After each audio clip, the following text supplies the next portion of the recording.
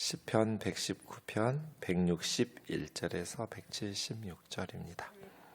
고관들이 거짓으로 나를 핍박하오나 나의 마음은 주의 말씀만 경외하나이다. 사람이 많은 탈취물을 얻은 것처럼 나는 주의 말씀을 즐거워하나이다. 나는 거짓을 미워하며 싫어하고 주의 율법을 사랑하나이다. 주의 의로운 규례들로 말미암아 내가 하루 7번씩 주를 찬양하나이다. 주의 법을 사랑하는 자에게는 큰 평안이 있으니 그들에게 장애물이 없으리이다. 여호와여, 내가 주의 구원을 바라며 주의 계명들을 행하였나이다. 내 영혼이 주의 증거들을 지켰사오며 내가 이를 지극히 사랑하나이다. 내가 주의 법도들과 증거들을 지켰사오니 나의 모든 행위가 주 앞에 있음이니이다.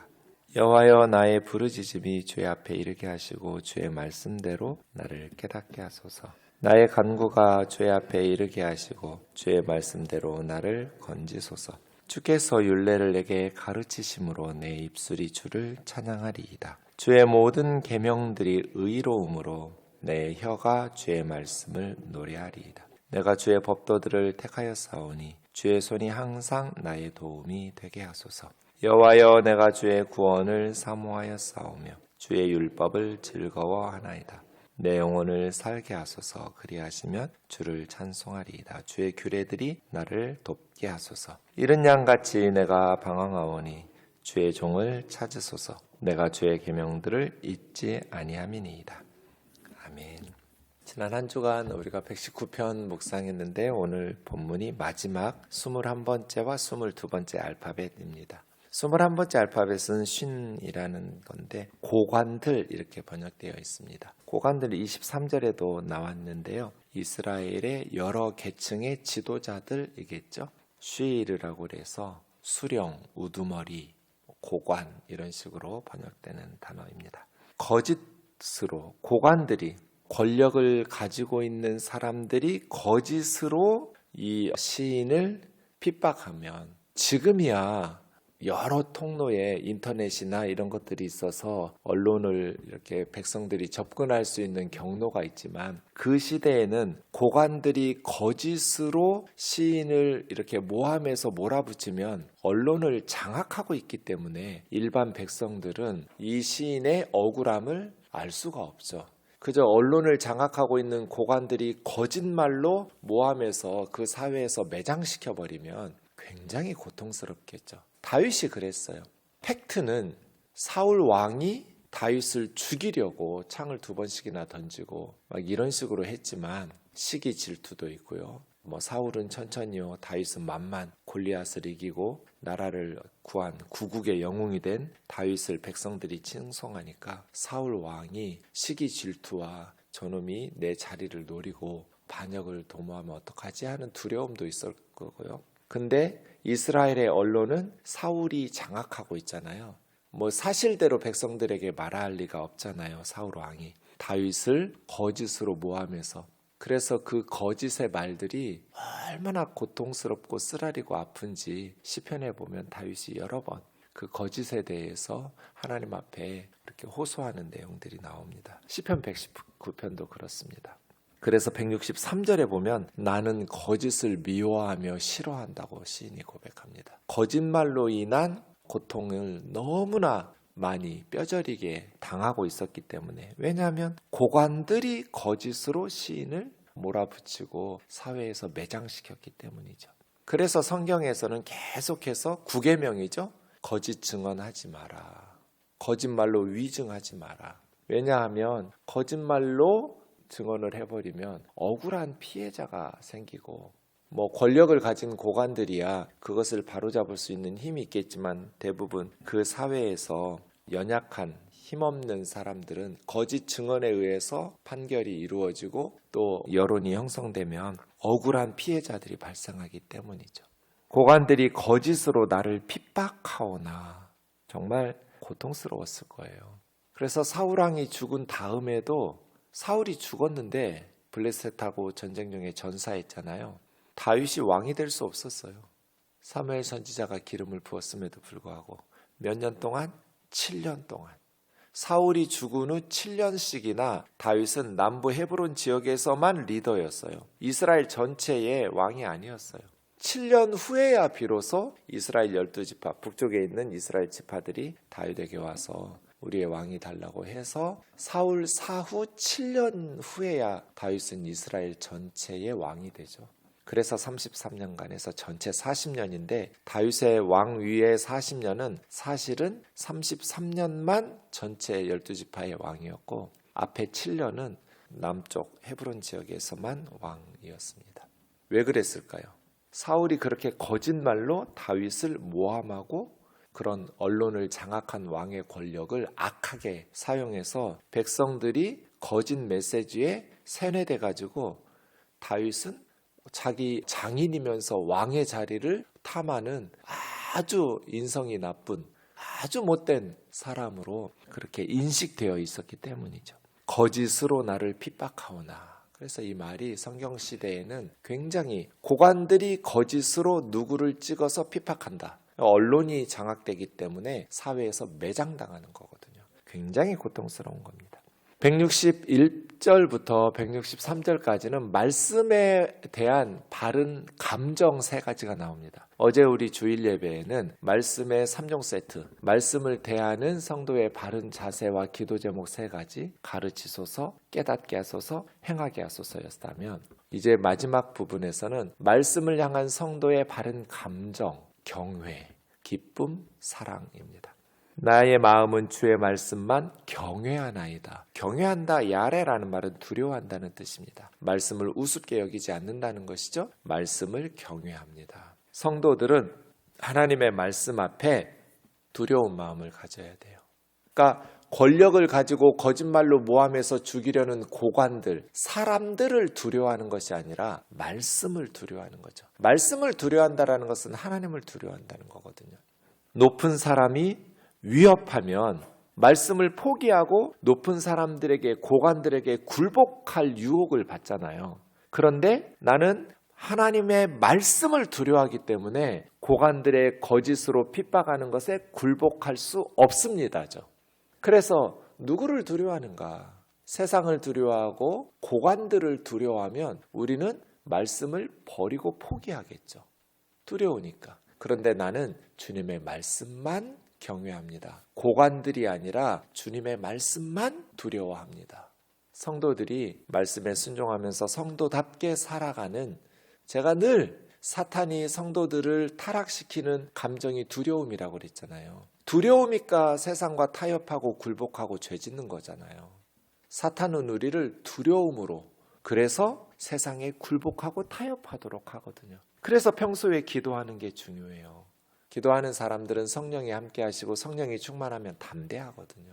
그래서 나는 주님의 말씀만 경외합니다. 내 마음은 주님의 말씀만 두려워합니다. 두 번째, 사람들이 많은 탈취물을 얻은 것처럼, 많은 탈취물은 전쟁에서 승리해서 전리품을 탈취하기도 하고 자기들의 행하는 일들에 어떤 많은 소득이 얻어서, 지금 우리식으로 하면 로또 당첨돼서 이 정도로 하면 딱 그 감정일 것 같아요. 여러분, 로또가 당첨되면 어떨 것 같으세요?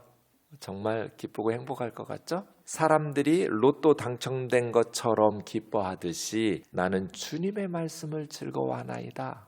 많은 탈취물을 얻는 것처럼 나는 주님의 말씀을 기뻐합니다. 이 두 번째 감정이죠. 하나님의 말씀만 경외합니다. 그래서 고관들에게 굴복할 수 없습니다. 나는 주님의 말씀을 기뻐합니다. 즐거워합니다. 그래서 많은 물질이나 세상의 그런 재물의 탐욕에 내 마음을 빼앗길 수 없습니다. 나는 주님의 말씀을 즐거워합니다. 그러니까 하나님의 말씀을 두려워한다, 경외한다인데, 경외하는 이유가 공포스러운 경외가 아니라 즐거워하면서 두려워하는 거거든요.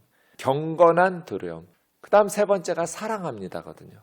나는 거짓을 미워하고 싫어하며 주님의 율법을 사랑합니다. 그러니까 하나님의 말씀을 경외하는 것은 노예적이고 공포적인 두려움이 아니라 사랑하기 때문에 기뻐하면서 경외하고 두려워하는 거거든요. 우리는 하나님의 말씀을 사랑하기 때문에 하나님의 말씀을 기뻐하고 즐거워하고, 그 말씀을 기뻐하고 즐거워하면서도 주님의 말씀을 경외하고 두려워하는, 이것이 말씀 앞에 성도의 바른 세 가지 감정입니다. 우리는 하나님의 말씀을 두려워해야 돼요. 그래서 어떤 어려움이나 손해가 나와도 세상의 고관들이 거짓말로 위협하고 굴복하라고 그러면 우리의 박해가 끝낼 테니까 우리 편이 되어라, 포기해라 이렇게 압력을 행사해도 하나님의 말씀만 두려워하기 때문에 우리는 말씀을 포기할 수 없는 것이고, 그 길을 걷는 것이 비록 나에게 세상에서 험한 좁은 길, 좁은 문, 힘든 여러 가지 어려움과 압력들이 있음에도 불구하고 그 말씀대로 사는 것이 기쁨이고 즐거움이고, 그래서 그 말씀을 사랑합니다. 말씀 앞에 바른 성도의 감정은 경외함, 기뻐함, 사랑함입니다. 주의 의로운 규례들로 내가 하루 7번씩 주님을 찬양합니다. 7은 완전수이니까요. 그만큼 자주 하루에 7번씩 나는 주님을 찬양합니다. 왜? 주님의 말씀이 너무 좋으니까. 말씀의 은혜를 깨달은 사람들, 말씀의 꿀송이와 같은 맛을 보는 사람들은 찬송이 그다음 그냥 저절로 나오는 거죠. 주의 법을 사랑하는 자에게 큰 평안이 있으니 그들에게 장애물이 없으리이다. 악한 자들이 공격하고 위협하지만 마음에는 큰 평안, 그리고 그들의 신앙에 결국은 승리한다는 확신, 그 확신이 주는 평안과 그 확신이 주는 웰빙 상태죠. 그래서 장애물이 없습니다. 여호와여, 내가 주의 구원을 바라며 주의 계명들을 행하였습니다. 주님의 말씀을 순종하면서 주께서 구원하시기를 기다리고 있는 것이죠. 내 영혼이 주의 증거들을 지켰사오니 내가 이를 지극히 사랑하나이다. 나는 하나님의 말씀을 지켰습니다. 왜냐하면 하나님의 말씀을 사랑하기 때문에. 말씀에 대한 바른 감정 세 번째가 사랑이었죠. 경외, 기쁨, 사랑. 내가 주의 법도들과 증거들을 지켰사오니 나의 모든 행위가 주님 앞에 있습니다. 코람데오죠. 나의 모든 행위가 주님 앞에서, 코람데오, 하나님 앞에서. 내가 주님의 말씀을 지키는 것은 하나님 앞에서 살기 때문에, 주님 앞에서 살아가니까 내가 주님을 의식하면서 살고 있습니다. 그래서 주님의 말씀을 지킵니다. 매일매일 나의 행동이 주님을 의식하면서 행하여지고 있기 때문에 나는 주님의 말씀을 지키지 않을 수가 없습니다. 이것이 21번째입니다. 마지막 22번째 169절부터 알파벳은 타우라는 것입니다. 카라브라는 말이 접근하다인데 앞에 T라는 접두가 붙어서 티크라입니다. 그래서 169절과 170절에 주의 앞에 이르게 하시고 이렇게 두 번 반복된 단어가 마지막 단어입니다. 뭐가 주님 앞에 이르게 하기를 원하는가? 나의 부르짖음, 나의 간구. 하나님, 나의 부르짖음이 주님 앞에 이르게 하세요. 주님 앞에 도착할 수 있도록 나의 간구가 주님 앞에 상달되게 해주세요. 주의 말씀대로 나를 깨닫게 하소서. 어제 우리 33절, 34절, 35절에서 세 가지 가르치소서, 깨닫게 하소서, 행하게 하소서. 169절에서는 두 번째 깨닫게 하소서가 나오고 171절에서는 첫 번째 가르치소서가 나오죠. 내 부르짖음이 주님 앞에 상달되게 하셔서, 그럼 뭘 부르짖었어요? 주님의 말씀을 깨닫게 하소서. 주님의 말씀을 깨닫게 하셔서 주님 앞에 말씀대로 살아갈 수 있도록 나의 간구가 주님 앞에 이르게 하시고 주의 말씀대로 나를 건지소서. 26절에서 이미 주신 말씀이 있었어요. 내 영혼이 진토에 붙었을 때 하나님 앞에 부르짖었고 부르짖었을 때 하나님께서 구원의 약속의 말씀을 주셨어요. 26절이었어요. 그 말씀대로 나를 건지소서 하는 거죠. 171절 주께서 율례를 내게 가르치시니 내 입술이 주님을 찬양합니다. 찬양하리다고 번역된 이 171절은 직역하면 찬양이 솟아납니다. 샘에서 물이 솟아나듯이 찬양이 내 입술에서 찬양이 솟아납니다. 하나님의 말씀을 깨닫고 하나님의 말씀의 은혜를 받으면 우리의 입술에서 찬양이 솟아나죠. 그래서예요.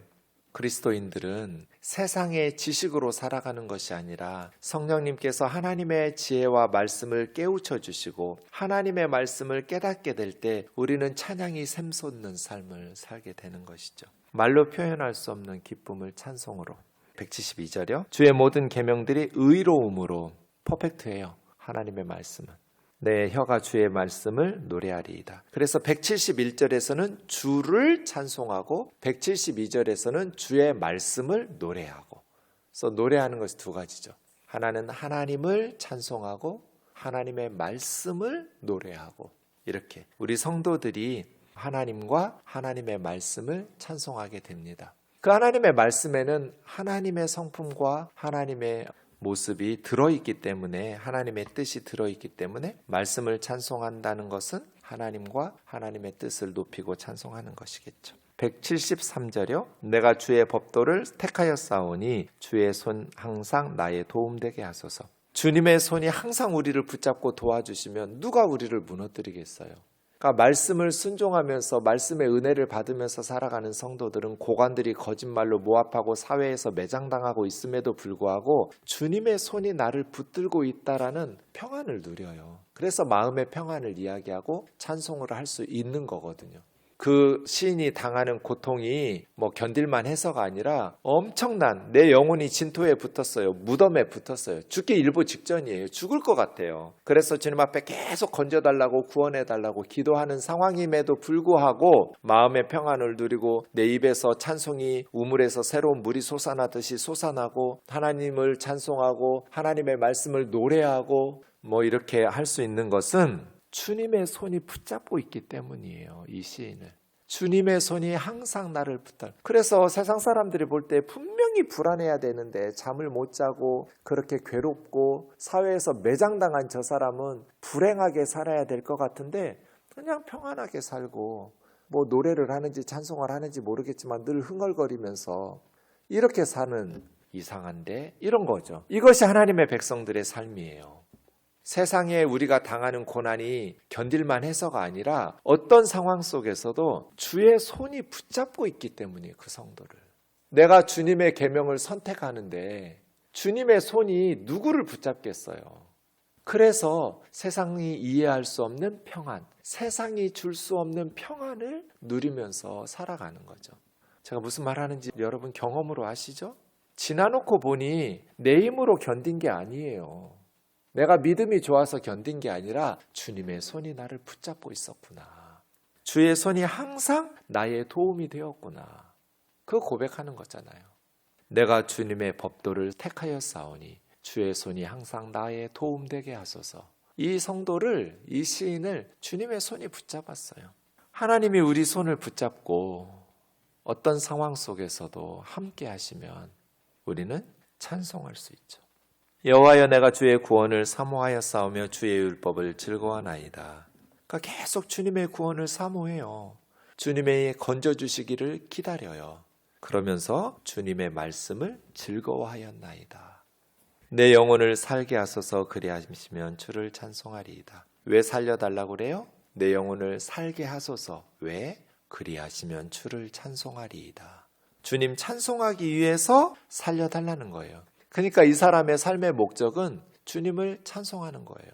주님의 말씀을 순종하여 살아가는 삶, 주님을 찬송하는 삶, 주의 규례들이 나를 돕게 하소서. 주님의 말씀이 나를 도와서 내가 주님을 찬송하게 하소서. 주님의 말씀으로 나에게 은혜 주셔서 내가 주님을 찬송하게 하소서. 하나님, 저에게 말씀의 은혜를 주세요. 그래서 내가 주님 찬송하면서 살게 해주세요. 불평하고 원망하고 근심하고 걱정하면서 살지 말게 해주세요. 문제없는 가정이 어디 있고 기도 제목 없는 가정이 어디 있어요? 다 인생은 문제가 있고 기쁨 중에도 슬픔이 마음 한켠에 있잖아요. 그것이 삶이에요. 무엇을 우리가 주목할 것인가? 세상을 집중하면, 그 문제를 집중하면 근심하게 돼 있죠. 늘 두려움 속에서 자신의 죄만 바라보지 말고 내 죄를 위해서 십자가에 죽으신 주님도 바라봐야죠. 주님이 우리에게 주신 저 하늘도 바라봐야죠. 그래야 이 세상을 살면서 불안해하지 않고 염려하지 않고 근심하지 않고 주님을 찬송할 수 있잖아요. 내 영혼을 살게 하시고 주님의 말씀을 나로 도와주셔서 말씀으로 나에게 은혜 주셔서 내가 주님 찬송하며 살게 하소서. 마지막 176절입니다. 이른 양같이 내가 방황하오니 목자 되신 주님 나를 찾아주십시오. 참 멋진 표현이죠. 이른 양과 같이, 맹수 밥이죠. 잃어버린 양. 양은 날카로운 이나 뿔이나 싸울 무기가 없어요. 빠른 다리도 없어요. 머리도 좋은 짐승이 아니에요. 그런데 목자를 잃어버렸어요. 무리에서 떨었었어요. 주님의 말씀처럼 99마리 양을 안전한 곳에 두고 목자는 한 마리 잃어버린 양을 찾을 때까지 잃은 양같이 나는 방황하고 있습니다. 이 세상이 저에게는 너무나 버겁습니다. 맹수들이 으글거리는 세상, 너무나 거칠고 사람들의 말이 너무나 표독스럽고 너무나 거짓말 사기꾼들도 많고 이 세상이 너무나 정글과도 같이 맹수들이 으글거리는 세상에 나는 잃은 양과 같이 방황하고 있습니다. 그러니 목자이신 주님, 주의 종을 찾아주십시오. 목자이신 하나님, 주의 종을 찾으소서. 내가 주의 계명을 잊지 아니함이니이다. 이렇게 시편 119편의 이 긴 176절의 시가 끝납니다. 내가 주의 계명을 잊지 않겠습니다. 왜? 주님의 말씀이니까. 이 말은 주님을 잊지 않겠다는 뜻이에요. 시인이 주의 말씀을 끝까지 붙잡는 이유는 그 말씀은 주님의 것이니까. 그래서 시인은 말씀을 끝까지 붙잡겠다고 말했지만 사실은 하나님을 끝까지 붙잡겠다고 말하는 거하고 똑같아요. 나는 하나님을 포기할 수 없습니다. 잃어버린 양과 같이 제가 악한 세상에서 맹수들이 으글거리는 세상에서 살아갑니다. 방황하고 있습니다. 목자이신 하나님, 주의 종을 찾아주세요. 그래서 주와 함께 걸어갈 수 있도록 지켜주세요. 시편 119편의 이 176절의 한 구절 한 구절을 보면서 하나님의 백성들은 어떻게 살아가야 하는가? 하나님의 말씀은 우리 하나님의 백성들에게 어떤 도움을 주고 또 우리는 어떻게 하나님의 말씀을 묵상하고 어떻게 기도하면서 말씀의 은혜를 사모하고 또 어떤 감정으로 하나님의 말씀 앞에 서야 하는가? 결국 말씀 앞에 선 우리의 자세가 하나님 앞에 선 성도의 자세와 연결되어 있고 그렇게 하나님께서 우리에게 은혜 베푸시기를 사모하면서 험하고 악한 세상을 믿음으로 말씀의 은혜를 통해 승리하는 저와 여러분 되기를 주의 이름으로 축원합니다.